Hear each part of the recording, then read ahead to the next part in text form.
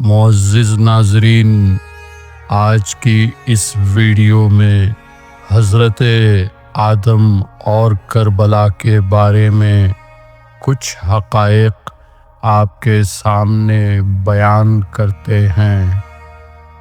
واقعات کربلا رونما ہونے سے ہزاروں سال پہلے رب العالمین نے اپنے مخلص بندوں انبیاء و مرسلین کے سامنے واقعات کربلا کا ذکر کیا تاکہ ذکر کربلا ہمیشہ زندہ رہے۔ کبھی حضرت زکریا سے تو کبھی حضرت آدم سے کربلا کے بارے میں گفتگو کی، تو آج کی اس ویڈیو میں حضرت آدم اور کربلا کا واقعہ بیان کرتے ہیں۔ اس سے پہلے اگر آپ معزز ناظرین چاہتے ہیں کہ آپ کے لیے اسی طرح کے اچھے ویڈیوز بناتے رہیں تو ہمارے ویڈیوز کو لائک اور شیئر ضرور کریں۔ تو معزز ناظرین، چلتے ہیں اپنے ٹاپک کی طرف۔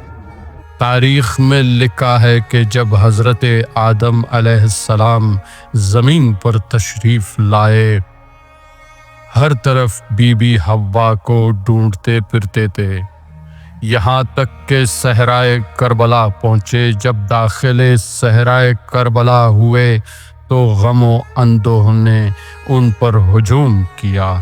اس کے سبب دل گھبرانے لگا۔ جب مقتل سید الشہداء حضرت امام حسین علیہ السلام پر پہنچے، حضرت آدم کو پتھر کی ٹھوکر لگی اور پیر سے خون جاری ہوا۔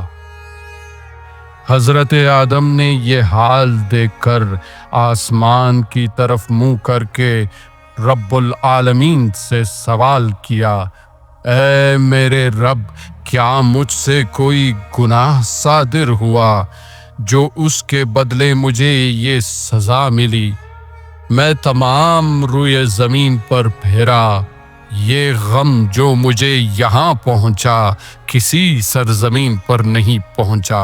تو خداوند عالم نے حضرت آدم کو حضرت جبریل کے ذریعے سے وحی نازل فرمائی، اے آدم، کوئی گناہ تم سے صادر نہیں ہوا، لیکن اس سرزمین پر میرا برگزیدہ فخر عالمین نواسۂ سید المرسلین حضرت امام حسین علیہ السلام شہید ہوگا۔ میں نے چاہا کہ تم بھی اس غم میں شریک ہو جاؤ اور تمہارا خون بھی اس سرزمین پر گرے، جس طرح امام حسین علیہ السلام کا شریف خون بہایا جائے گا۔ حضرت آدم نے عرض کیا، اے میرے پروردگار، کیا حسین علیہ السلام تیرا پیغمبر ہے؟